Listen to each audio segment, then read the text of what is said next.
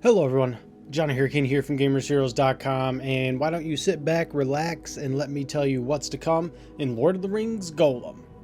Alright, so first and foremost, I'm a big Lord of the Rings fan. I've read all the books, watched all the movies, played a ton of games. Shout out to my old school Brood War guys who used to play SOGRH, but Gollum, in my opinion, not that interesting of a character. So when I got this invite, I was like, alright, I'm going to go in with an open mind as a Lord of the Rings fan, and we'll see what happens. But I'll say this much, they did not let me use the footage that they showed us, and it was not hands-on. So I'm going to have to show you some trailers and tell you what I saw. The presentation started with Gollum in Mordor, which I believe is where you're going to be spending a lot of your time if you choose to play this. And like there were writings on the wall doing like the backstory of what was happening with Gollum.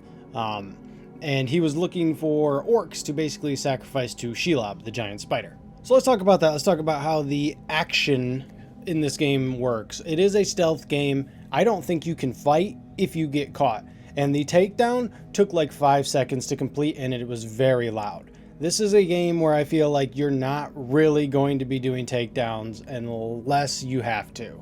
It's a lot more about platforming, exploring, and avoiding detection than anything else, because that's kind of the character that Gollum is. He's not a fighter.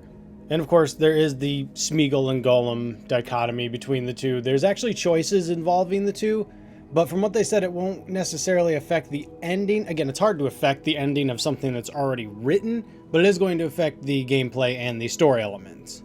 Like the first choice that we saw was if he would eat a beetle or let it go, because, you know, Gollum is seeking friendship, and then the beetle was also food, so it's a choice that you got to make.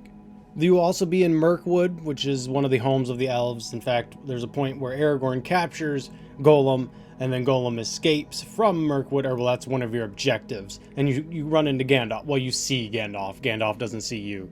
So if you're not doing a bunch of takedowns, you're doing a bunch of platforming, stealthing, and puzzles, of course. There are platforming puzzles, and there's other puzzles as well. We didn't see a lot. Saw only 2 sections of the game, and they did show off a fair amount of the jumping and movement, and it kind of looked a little floaty. Again, I didn't have hands on, so it's just what it looked like to me.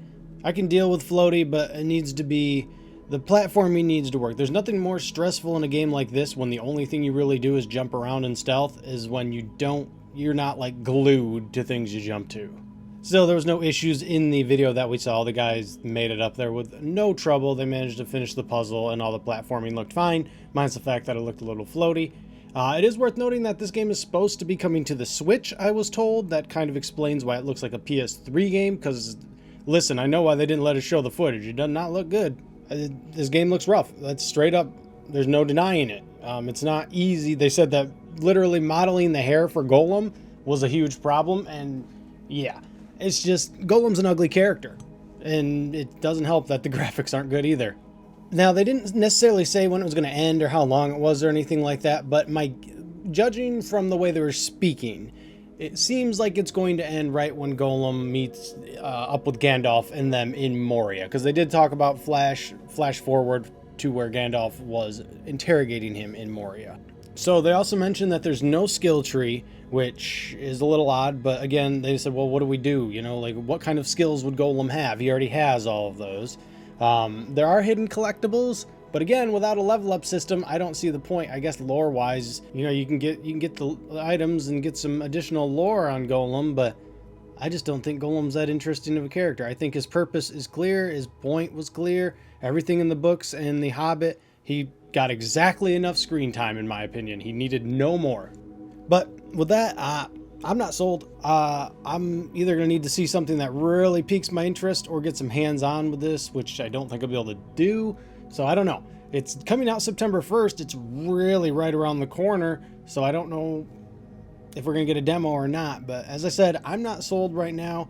Keep an eye out. Listen, even if you're a Lord of the Rings fan, you got to think of like the old school Assassin's Creeds where like it was mostly purely stealth. If you're not a stealth guy, this is not going to be a game for you, despite the fact that you like Lord of the Rings. If you want to do a bunch of takedowns, it's not going to be for you. There are very limiting factors simply because you have to play Gollum, and that's a problem. All right, well, like I said, I'm not sold yet, but if I do get some hands-on or get to see another preview with more or whatever, I will do I'm going to give it another shot. I'm a Lord of the Rings fan. I don't want to give up on it yet, but I'm pretty close. Anyways, that's going to do it for me. If you liked what you saw, got what you needed, like, comment, subscribe. See you guys in the next video. Later, Gators.